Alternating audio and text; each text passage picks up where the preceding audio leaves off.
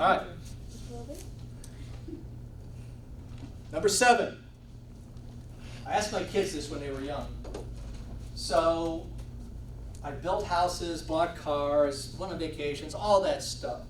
What is the single greatest investment I made? What did they say? Well, the house we built cost a lot more money, so that's your single largest and greatest investment. Is that the right answer? What is the right answer? Them. That's my greatest investment. And I bring that up because I get to see a lot of successful people out on the road. Distinguished honors, making a lot of money, CEOs, big companies, and their families are a disaster. Kids are messed up. They don't appreciate life. How can you do that? How can you call yourself successful when your greatest investment ought to be them? Okay? Ought to be you. So don't ever forget that. Okay? People always talk to me about work-life balance. Well, I'm the last guy to ask because I'm working nonstop because I love what I do. Okay? But what I'll always try to keep in mind is the 2 greatest investments I will ever have, are those 2 kids. So make sure you stay focused on them as well. Okay? They take priority. Make sense? So don't give that up. Keep that. All right. I promise you, still on number 7, I promise you, here's what's going to happen someday. You don't want to hear it, but it's going to happen. You're going to get old. And you're going to be on the front porch in your rocking chair. And in your lap are one of your grandkids. And you're rocking away. I promise you, you're not going to say, hey, little Eric, I got an A in psychology. I got a B. Oh, we made this much money. Here was our gross operating profit. You're not going to talk about that stuff. You're going to talk about the stuff that you did with people to advance things. This girl, Mary, came to me, and here's what she did, and as a result, here's what happened. Those are the things you're going to share with your kids and your kids' kids. Okay? So go cultivate those. All right. Number 8. Ask why. That should be your first question. You need a new car. Why? You need a new apartment. Why? You need to take this class. Why? Chris is the best professor we have in the building. Why is he the best professor? Always ask yourself why. Okay? Because too many times we're so focused on solutions and everything else, we forget the why. And why is incredibly important. Okay? Number 9. This is strictly for me. Take this with a grain of salt, but I'm going to share it anyway. Ready? Time to move on. I'm calling this time to move on. How many of you are still single? Raise your hand. Okay. So when I was single, no kids, no wife, no responsibilities other than me, I'm willing to take a lot more risks than I do today, correct? And for me anyway, I would honestly evaluate myself every 30 days. And I was pretending I was standing in front of the mirror, because it's gross when I stand in front of the mirror. I was pretending to be in front of the mirror, and I'd say, Don Farrell, what have you learned over the last 30 or 31 days? Anything new? Any new experience? And if the answer was no, whose fault is that? My fault. So now I'm focused the next 30 days on really learning, really exploring, really soaking things up. And if that doesn't happen, 2 straight months, guess what time it is? It's time for me to look for the next job.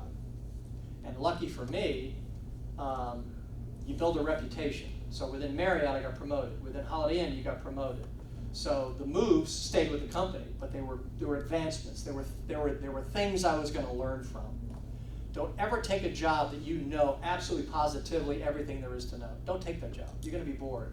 Take a job where it's a stretch for you, and you've got to learn, and you've got to experience, and you grow, and you continue to grow. And never, ever stop learning. When you do, you die. Cool? Don't ever stop learning. I don't care how old you are. Number 10, define success for you and then go do it. Define success for you and then go do it.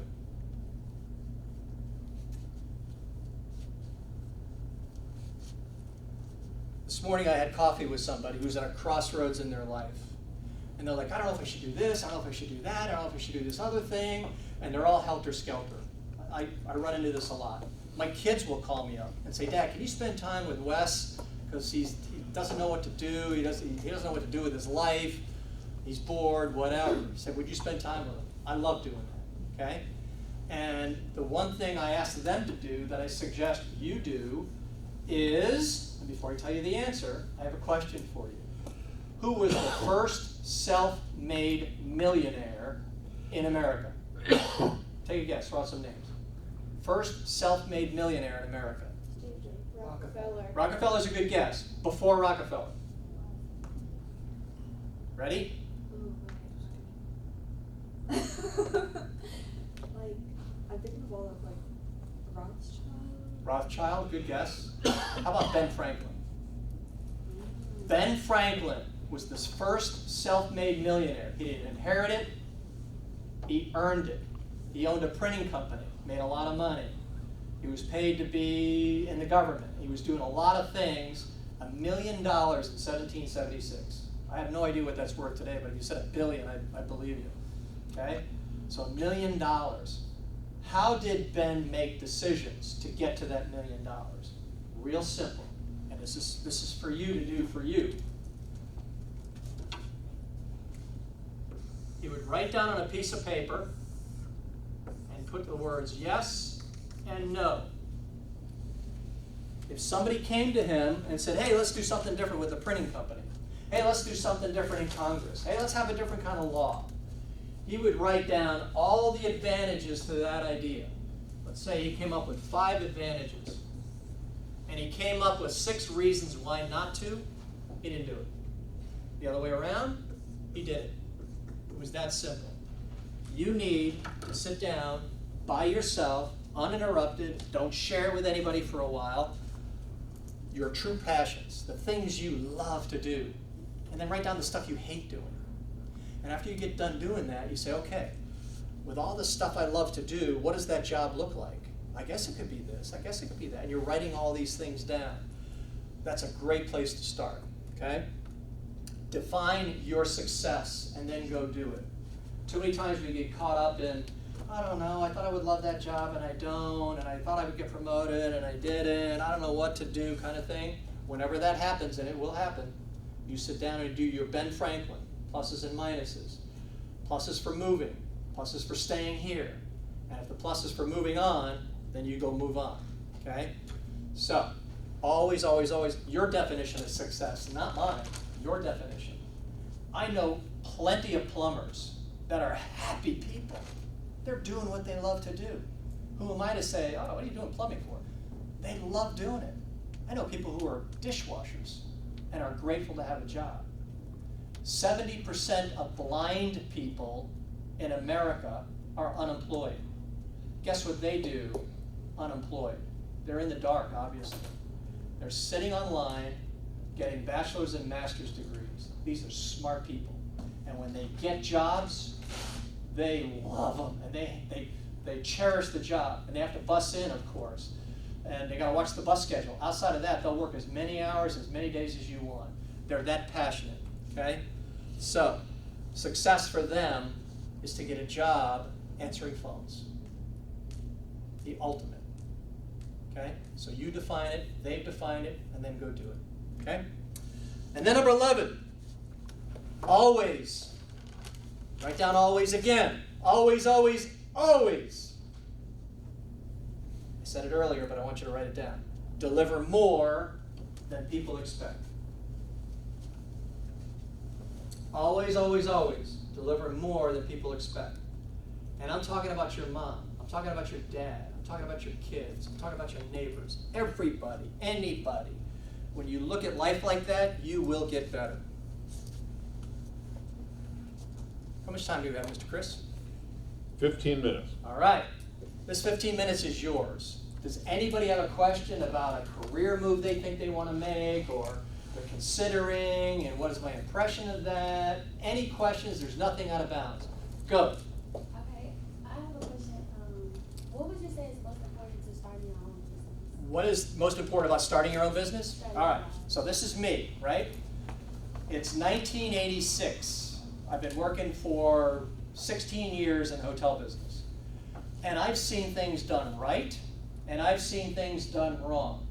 Even at Marriott, I saw a lot of wrong stuff. As long as you're smart enough to know that it's wrong, you're learning a lot. Ooh, I wouldn't do that, and I have no say-so. They want me to do that, and it didn't work. And you can say, okay, I knew that didn't work, and now I can say I actually did it, kind of thing. So to me, I'd gotten to a point in 1986 where I said, you know what?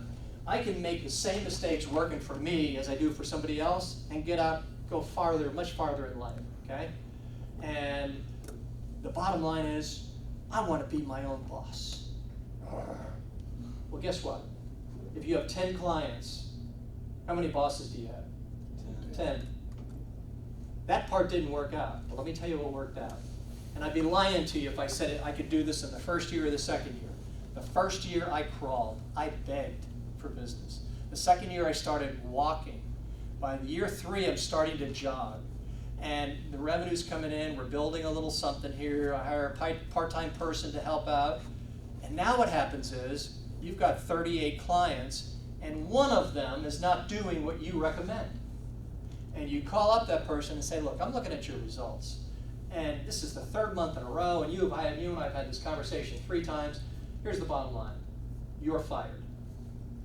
That's my client. Don, I love you, man. No, don't do that. We're going to be fine, isn't it? No. Don't waste your time. Don't waste your money. Don't waste my time. It's a great feeling, people,